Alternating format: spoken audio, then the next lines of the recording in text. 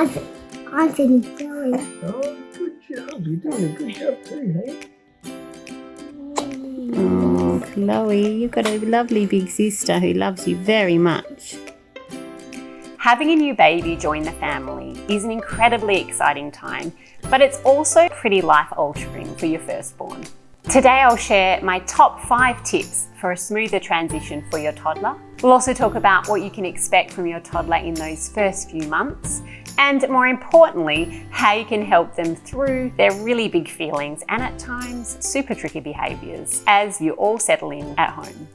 Let's get started. Tip number 1 is to keep your routine as consistent as possible. So whatever that looks like for you, if it's going to library time on a Thursday, keep doing that. If it's popping down to the park after you say goodbye to daddy in the morning, then pop on your shoes and keep doing those routines and rituals with your little one. Now, I completely understand you're thinking, what? How do I do this when I'm recovering from the birth of the baby? That's when you need to enlist the help of other people to keep up those regular outings and routines and rituals for your firstborn. My second tip is to really make quality one-on-one time with your toddler. And this can be for as short as 5 minutes or 15 minutes, whatever you've got available. But if you are truly present and focused, then it will be so enriching and it will really carry your toddler through to the next time that you're available to spend a bit of one-on-one time with them. And while we did try to get out of the house every day, sometimes it really was just that 300-meter walk down the road to the local park, because you know what, sometimes trying to get a baby and a toddler into a car is torture for everyone. So those activities we did at home, I found kind of really nourishing and much more relaxed. And my toddler loved them too. There was no 30-minute getting ready to go out ritual. We had everything we needed. So if there was an unexpected nappy change or nap times that ran over, then we could be really flexible. Some activities that I love doing with my toddler were things like just watering the garden.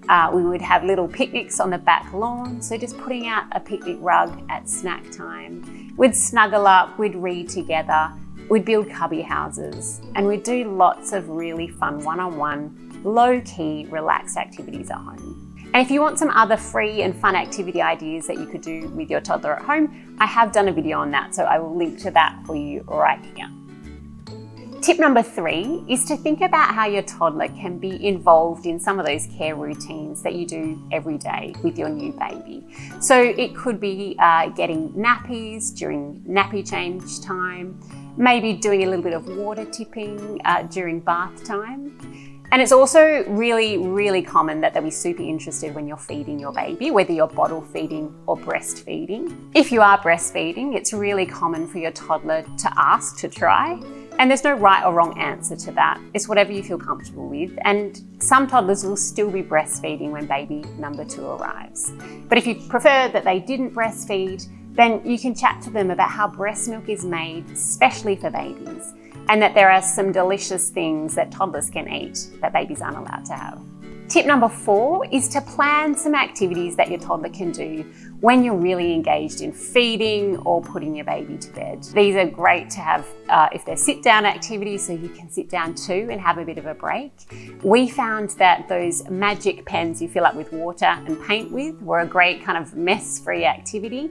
And we also always had a batch of Play-Doh in the fridge, and that would come out at those times, particularly when I needed to settle baby number 2 and things were taking a bit longer. And tip number 5 is to ask for help. And I really wished we had done more of this at the time. If your little one has other special adults in their life, have a chat to them about how they could help out with your toddler and keeping up some of their favorite routines and rituals, and also how they can help out with a new baby sometimes, so that you've got that time for one-on-one with your toddler. All right, so you've done all of these things and you are trying your absolute best to meet your toddler's needs, but it's still completely normal and expected that your toddler is going to have some meltdowns. You might notice that they get upset more easily, or they express some of those big emotions with less than ideal behavior. So it could be yelling or hitting. They may start to refuse their daytime nap, or they might wake up more during the night, which is an absolute pleasure, as you can imagine when you have a new baby. They may even pretend to be a baby and want to do some more baby-like things. So wanting to be held a lot and rocked, wanting to have a bottle, and they might even regress with their toilet training. And they may also be angry with the baby and suggest that the baby should go somewhere else. I'm not sure where that somewhere else is, but just somewhere that isn't their house. All these behaviours are about is wanting a connection with you. Well, the way to manage is to first connect with the emotion they're trying to express and what they're feeling. So you might say something like, I know it's really hard sharing, Mummy. I'll be with you as soon as I've finished changing this nappy. And then when you're finished, you scoop them up in a big cuddle. Be sensitive and kind. This is a period of adjustment for them. And you want them to know, hey, I can see that this is really hard for you, but I still love you, even if life looks a little bit different now. If the behaviour is dangerous or aggressive, still respond with kindness. So you could say something like, no hitting. I can see you want Mummy, but no hitting. Hitting hurts. And then you want to double down on those positive, fun, loving, one-on-one interactions so that you're really filling their emotional cup, because that helps them manage at those times when you're just less available to them. You'll have magic days and you'll have really hard days, but trust me, before you know it, baby number 2 will just be part of your family, and your toddler won't even remember what it was like before when they didn't have to share your attention. And fast forward a couple of years, you will have 2 mischievous little people exploring the world together. So I wish you much joy as your family expands. And if you found this video helpful, please give it a like. This just helps other families like you find these free videos. And if your beautiful toddler is struggling with other challenging behaviour, you may find my video where I explain why toddlers bite helpful. You can watch it right here, right now. See you next time.